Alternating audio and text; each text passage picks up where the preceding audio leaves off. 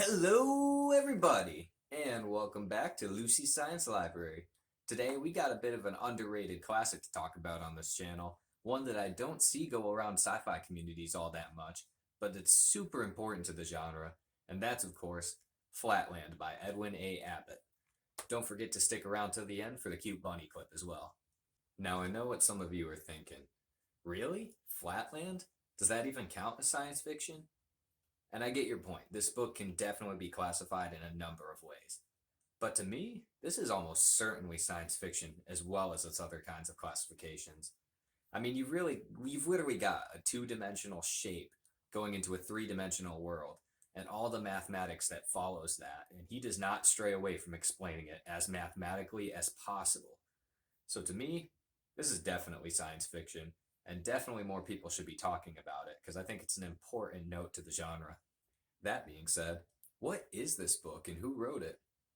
So, Flatland is a bit of a satirical novel that's making fun of Victorian English society from the late 1800s, and it's written by an Edwin A. Abbott, who, according to my Wikipedia research, the middle initial A also stands for Abbott. So, there's that. Now, Abbott was an especially educated man for his time, and he had a lot of titles.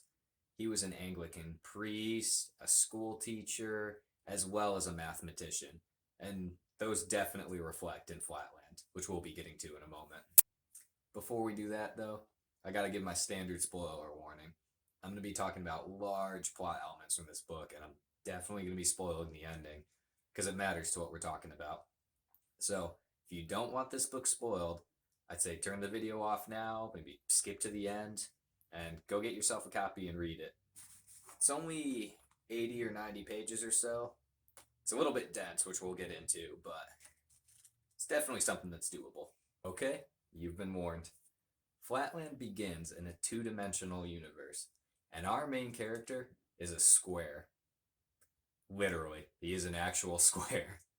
This square explains the rules and laws of this two-dimensional universe, which he calls Flatland. He explains how having more sides as a shape means you're more important in society, how to tell female and male shapes apart, how to even enter different houses, how everything looks from their perspective, and so on. And a lot of this are just jabs and, snide kind of remarks about how Victorian English society worked back in the day. But pure pandemonium hits whenever the square is accidentally thrust into our universe and experiences the third dimension and sees space. He is blown away and has no frame of reference to explain how our universe works or even what's going on. And when he's returned to Flatland, he tries to explain it to the other shapes around him, who immediately think he's crazy and imprison him for lying. Short synopsis, I know, but this is a pretty short book, so let's now go into our pros and cons. So we'll start with pros for this one, because there are a few things that I really like about this book. Number one, the two-dimensional physics in this book are spot on. And I attribute this a bit to Edwin Abbott being a mathematician in his regular career. But man, when he is writing about how the shapes interact and how they would view each other on these planes, it's actually pretty crazy. Just, I don't know, like me, I'm not a very mathematically inclined person, but I could understand perfectly the point of view of a square looking at a triangle and how it would tell a triangle from a hexagon apart. So, big points to that one for being able to not only think two-dimensionally, but also explain it so well. Another thing that I like about this book are the jabs at Victorian English society. I know very little about that time period, that country's history, especially in that time frame. But the way the book is written, the jabs are very not subtle, or if they are, they've translated to be a lot more overt over time. So even myself, as an American reader, could pick up on it and appreciate the humor that Abbott's using.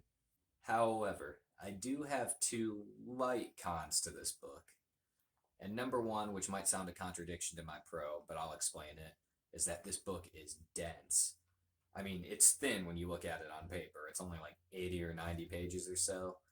But reading through the mathematics of this world takes some time.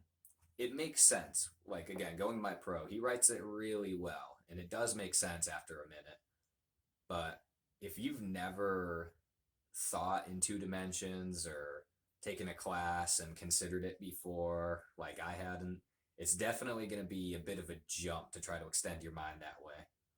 And again, though, for the going back to the pro, he does explain it pretty well. So it's a light con on that front for me. Another light con that might put off some readers is that this book does not have a happy ending.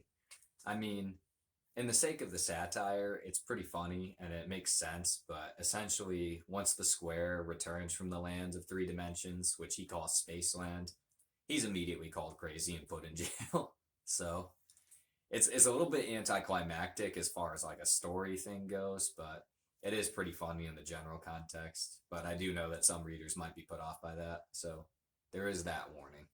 Now, all that being said, would I recommend this book? So it's another yes and no situation to me. So if you're a fan of sci-fi for the aliens, the adventures, the traveling in space, space opera sort of thing, then probably not. You're not going to be missing much by skipping this one. If you're looking for something a bit different, however, and you're looking to explore different concepts and ideas that you won't see in other books, like I haven't really read any other books that deal with the second dimension before, like higher dimensions, yeah, but never something that deals with shapes and straight lines and such, then definitely give this book a try. I mean, again, it's a bit of an underrated classic in my opinion, where a lot of people are going to know the name of the book, but very few people are going to have read it. So it's nice just to see, I don't know what it's about. It's one of those books, again, that gets referenced a lot, but you talk to anybody and no one's read it. So I guess if you want to feel good about yourself and check out something, then this would be the one to do it. Okay, thanks for watching. I always appreciate that y'all make it to the end, so you know what's coming next. Cute bunny clip. Make sure you follow the Instagram and Facebook to see what I'm reviewing next, and please like and subscribe. It helps the channel. Thanks.